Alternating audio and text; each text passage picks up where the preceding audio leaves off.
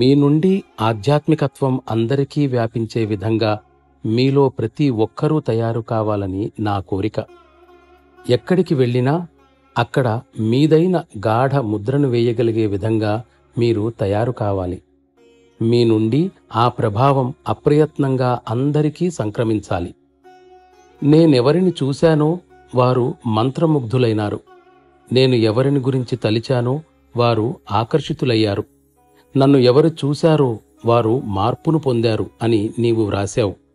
మన మిషన్లో అటువంటి ఉన్నతాత్ములు నాకున్నప్పుడు మిషన్ తప్పక తేజోవంతంగా ప్రకాశిస్తుంది.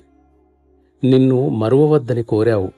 నా ప్రియతముని నేను కూడా ఏ విధంగానూ మరవకూడదని కోరుకుంటాను. నీ ఈ కోరిక తప్పక నెరవేరుతుందని భావించు. నీలో అహంకారమనేది ఏదీ లేదు. నీ స్థితి ఏమైనప్పటికీ అది దైవం నుండి వచ్చిందనే భావించు. నీ స్థితి నాకు ఎంతో ఆనందాన్ని కలిగించింది. నువ్వు దానికి నిజంగా అర్హత కలిగిన వ్యక్తివి.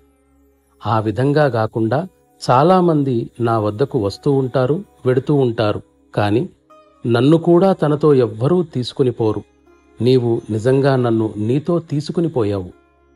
నీ ప్రస్తుత స్థితి నీ పనికి అవరోధంగా మారితే లేదా భరింపశక్యం కానిదైతే నాకు తప్పక వ్రాయి. నేను దాన్ని మార్చగలను. దైవకృప వలన నీకు తప్పక కొంత ప్రశాంతత లభిస్తుంది.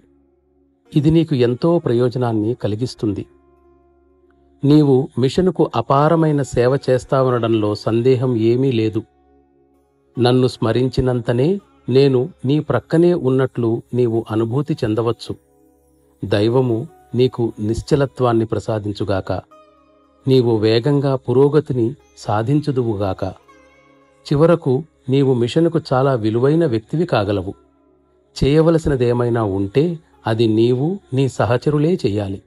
ఏది ఏమైనప్పటికీ నేను ఆధ్యాత్మిక బీజాన్ని నాటాను. అది వృక్షమై త్వరలోనే తప్పక ఫలిస్తుంది. కాని దాని సంరక్షణ బాధ్యత ఇప్పుడు మీ అందరిపైనా ఉంది. నీ మిత్రులకు నీవొక సజీవ సందేశంగా అయినందుకు భగవంతునికి ధన్యవాదాలు. వారు ఈ మిషన్ యొక్క ప్రాముఖ్యతను అర్థం చేసుకోవడానికి అది సరిపోతుంది.